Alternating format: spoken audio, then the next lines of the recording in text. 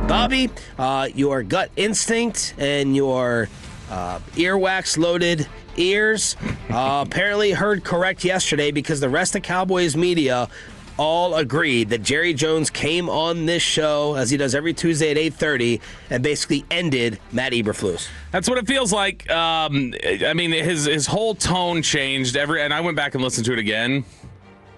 It's kind of stunning, because, in the moment sometimes we're communicating, or even when you hear it, you're kind of thinking about something else he just said. And then, you're thinking about, well, do I want to ask about this? And so sometimes you miss it.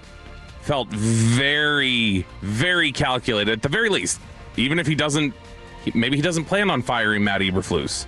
At the very least, it felt like he wanted Matt Eberflus to hear that every single question we asked him was going to circle back to defense has let us down. And then, we have good players, but the defense has let us down. And that quote he gave about J.J. McCarthy, where he said that it seems like all the quarterbacks are having their best games against us this year, and I think that's telling.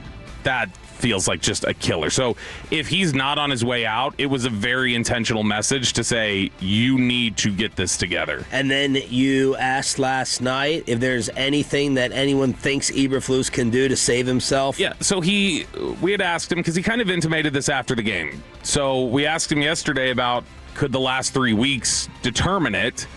And he was like, yeah, that absolutely factors in, essentially, is what he said. So I started wondering, thinking about it later, is that lip service? Has he made up his mind either way, and he's just saying, yeah, because he's trying to put the pressure on? Or is he legitimately saying, there is something that could occur in these next 3 weeks that would change my mind in either direction? And if that's the case, wouldn't it really just be this game against the Chargers? Yep. That would be the one, I would think, because I don't think Washington and the Giants are going to be of particular interest to you. So I was trying to think if he meant that really was going to impact it. I don't think he meant it. He can't say, no, the last 3 games have no impact, because that means that the decision has already been made. Mm-hmm. So I think it was lip service. I think he's already made up his mind. Matt Eberflus will be another defensive coordinator change for Jerry Jones next year, as much as that's been the number one thing. We all get on Jerry and Steve for not admitting enough fault and looking in the mirror and talking about the accountability. That's probably been the number one thing throughout the season that he has admitted as his faults and regret, is the turnover at defensive coordinator. Well, it's going to happen again. And there's nothing, nor should there be anything, that happens against Marcus Mariota, Jackson Dart, and I'm sorry to the Charger fan who's trying to make this bet with me nonstop. It's not going to happen now. A Chargers offense that scores 20 points a game. You can shut them all out, and I'm not changing my mind. You can shut them all out, and I don't care, because it's Mariota, Dart, and 20 points a game. I don't know what you're talking about. Yeah, shutting them all out, I might get caught in the moment of it, the feel of it. But if you allow, 10 or 13 a game to each of the 3, I'm not changing my mind, and I don't think Jerry is either. If I wanted to give Eberflus the benefit of the doubt, and I don't want to, but if I did, because there were a lot of people that posted hey, he's familiar with the NFC North. They got worked by the NFC North this year, right? They gave up 31 points to every NFC North team or more, 31 or more. And it's like he's played against them for years. He should know them. And I'm like, well, the flip side is that they know him. And the more you see a defense, the more advantage the offense has. Especially when that defense generally does not innovate. It doesn't make shifts. It believes in its principles and says, this is what we do. So if you do that and you see it like that, and then you see that Jordan Love and Matt LaFleur and Jared Goff and Dan Campbell and Kevin O'Connell and whatever quarterback they have seen that defense 8 times over the last 4 years, it's each. Of course they're going to know what to do against it. So that is the little grace you could give, because if he ends on 3 straight good games, then you could say, all right, 6 of the last 8 games, Raiders obviously, but then you also had the Eagles and the Chiefs. They were decent defensively.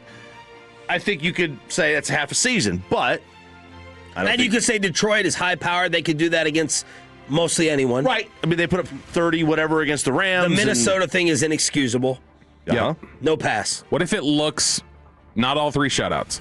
What if it looks good, though? They average 10 points a game they give up over the next 3 weeks.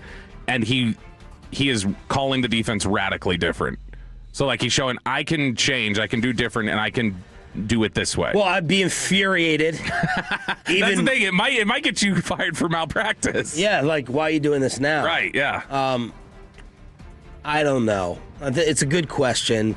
I would be like, why is this happening right now when we are dead and gone? Is there something that could change for you? And do you think there's something that could change for Jerry? Because he doesn't want to do it. We know that for a fact. He doesn't want to have to do it. Yeah, I would say. And everyone making the big deal of Eberflus supposedly maybe like cursing at him. Mm-hmm. What the F are we doing? Bill Parcells did that once a quarter, so I'm not going to make a huge deal of that. Somebody, I was talking to somebody yesterday, and they were like, yeah, you generally kind of brush off field talk. When you're on the field, people say stuff that like to each other all the time on the coaching staff. Let me also make a quick point about PR and press conferences.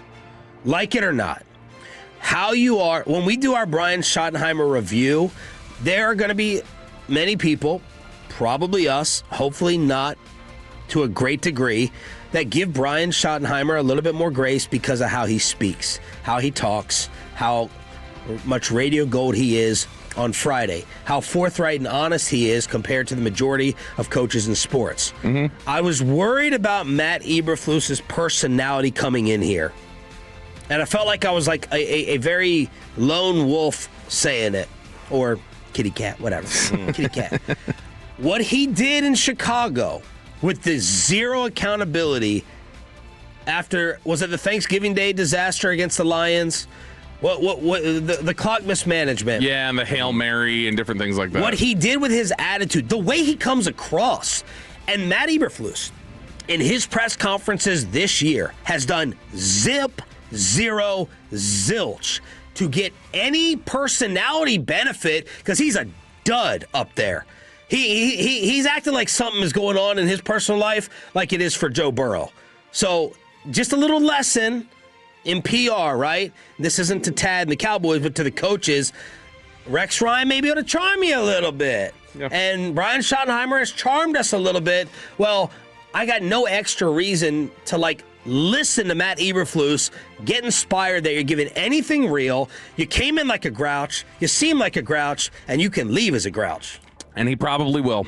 He's probably he will in all likelihood be out of here. So that's where we got to figure out who's going to be next. What other names do we potentially have here? So I got a couple, and obviously I know you guys have not done some of these names I'm going to say, and you haven't done a deep dive. You don't know much about them other than just I've seen. We know ball. Yeah, you do know ball. I mean football. Bobby knows ball. I know that. There's a whole sign for it. Sign says, yeah. There's a sign for it. But in general, I think I can kind of read off the resume and you'll get an idea, and just tell me if that sounds like somebody that you would at least have an interest in. So first name I'll throw out here is a potential defensive coordinator name, because I got 4 of them here. And this one is, you always got to look internal. Who would they naturally like to elevate potentially? So the first name here that I think could be looked at would be Aaron Whitecotton. And he would be the biggest wild card probably of these 4, because he's never called a defense. He's never done anything other than defensive line work. That's it.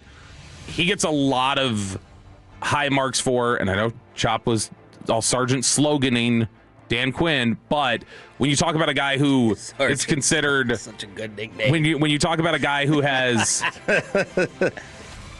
motivated people and connects with players, and a guy who, if you're going to look at anywhere on the defense where progress from week 1 to now has made, there's more players on the defensive line like Ezeraku and Clowney and others who have played better as the season went along than at other positions. So it's the one place where you've kind of gotten guys who have improved a little bit, individuals, not necessarily the group, but individuals who have improved. So that's his mark. But obviously, again, you could also say pass rush wasn't good enough. It's also the definitely scheme. Not good enough. It's the scheme in a lot of ways. And then the other aspect of it is he's never called the defense. It would be, you have no idea what he thinks about his philosophy is on secondary or coverage or anything else. So that's one. Yeah, based upon the defensive line play, I'm not hiring Whitecotton off of that. Not a good enough job up front from the unit and not enough improvement either. I'm trying to think. I don't give him any credit for the mercenary, the D-line hitman, Jadeveon Clowney, coming in and playing stabilizing, playing well. Yeah. You know, he's a professional. He's a professional mercenary, and this team has zero pass rush, and they can still be run on. They have, what is it? Because Monty Kiffin never was. So I guess it's just the last 5. Their last 5 defensive coordinators were all former NFL head coaches. Rod Marinelli, Mike Nolan, I don't hate Dan that Quinn. idea. No. I know. It's fine, and especially if your head coach is an offensive one. It's usually a good idea. But, so when we're talking about White Cotton, that's not only a guy who's not been a head coach, he's never been a defensive coordinator. So they may be a little hesitant on that front. Another name here, and this is the one that gets thrown out all the time, but it's sort of a similar issue of just he's never called a defense, but he's had a little bit more responsibility. Fans love him. Everybody keeps throwing out Al Harris. So Al Harris he got the most out of Deron Bland. He's getting the most out of Shan Wright. He has been elevated in Chicago to be got the most out of Diggs. Not just the secondary coach. He's the defensive passing game coordinator, so he is responsible for a lot of their passing game concepts. But Al Harris is one who fans love, not because they actually know how he coaches, but just because they go, he was good when he was here, so let's do that. Right. But he is somebody who gets a lot of really good feedback from people within the building of like, yeah, he was a good coach for us. He did a lot he got the most direct credit for Deron Bland than guys like Joe Witt or others who were in the building at the same time working on defense. It was generally considered to be an Al Harris thing. But he's never been a coordinator. Never been a coordinator. Now he has, like we said, defensive pass game coordinator, so he's worked on parts of it, but he's never done the whole thing. The next 2 have been defensive coordinators. And would Al Harris have feelings towards this organization, or it was just when Dan Quinn left, I'm leaving? Well, no, he didn't leave.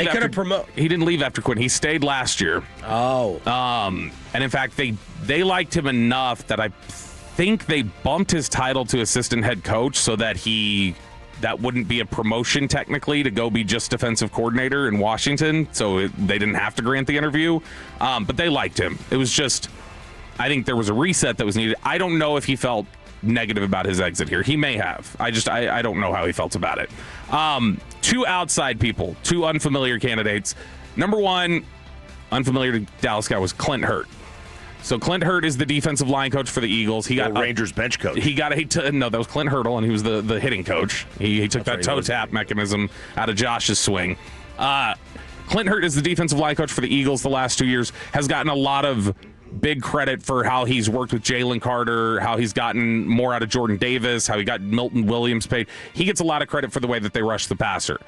Clint Hurt also was the defensive coordinator in Seattle in 22 and 23, so he's done it before, and he was the defensive line coach on staff when Shoddy was in Seattle for all those 3 years. So somebody who's familiar with some of those same Pete Carroll concepts that Richard and Quinn already ran, and that you feel like you had some success with. Somebody who's gotten a lot out of guys on the defensive line in Philadelphia. Somebody who his 2-year run as the defensive coordinator in Seattle, though, wasn't great. It was just sort of meh. They turned the ball over a lot. They would get some pressure, but they were really bad against the run. Some people would say that that's personnel, and he got blown out with a whole staff blowout, but Clint Hurt is another one that could make some sense. Any immediate thought on that? Nope. Next you one. got a lot of high-profile names, a lot of high draft picks. I don't know how much credit to give you for it, and I've never heard of him, so no, I don't have a take. Next one here, and this is the last one, and this is the most. If he does an arm lock celebration like that douchebag offensive assistant with Sirianni on the sideline, then I'm out. That'll be my judgment. Like Bash Brothers? Oh my God! After they score, that little, gosh almighty. Number 1, and this is to me the one that makes the most sense, and we mentioned him yesterday, and that's Jim Leonhard, the assistant head coach and defensive passing game specialist for the Denver Broncos. He was elevated to assistant head coach this past offseason, past 2 years with Denver. Denver's secondary has been really strong. He's gotten a lot of credit and attribute for what he's done with their secondary, specifically with Surtain. Surtain's given him a lot of credit. He was the defensive coordinator at Wisconsin. It was not NFL, but at Wisconsin, he was the defensive coordinator for 5 years. He was a long-term NFL safety who was considered a really high IQ mental processor who stuck around the league as long as he did because he had a coach's brain. that coach's brain would have been on display for Brian Schottenheimer, who had to draw up practices against him for 2-3 years in New York in the past. Leonard has fans here, I know. Like, there are people who think well of Jim Leonard because they've worked with him before, or worked around him before when he was at Wisconsin and different things like that, and they've interacted with him. But he's somebody who they like a lot. That is who John Owning from PFF has been really, that's his dream candidate. He thinks Jim Leonard is really, really bright and would bring a lot of different change-ups and modernity and everything else to what the Cowboys do. I think that's modernity. What the hell? Modernity? That's modern. The vaccine, right? Do I get leave for that? Modernized. Oh. I mean, you try. You already took Wolchuk's. Yeah. So that's what it is. But no, Jim Leonard is the one. Young, too. 42 years old, I think. Why don't you bring up Flores? So Brian Flores could be. His contract's up. He was big praise for Flores. Cody Alexander from Match Quarters talked about this yesterday. He's like, Dallas's defense is probably too young to have Brian Flores. Brian Flores is super complex. He prefers veterans. It is a veteran-heavy defense. Are they smart enough? And that's the thing. That you saw all that stuff that they were doing. Do you trust this group of players to do all that? I would not. But I think that those are all names to consider. You could also throw in, maybe we'll hear about a Rex Ryan. Who knows? Dan those kind of players. Oh God, please do it. Maybe the Can we get him for like the G-Bag Weekly instead of a player? Of course, the interviews and just the or get sound Rob, bites. just get Rob to share his thoughts on how Rex is doing every week.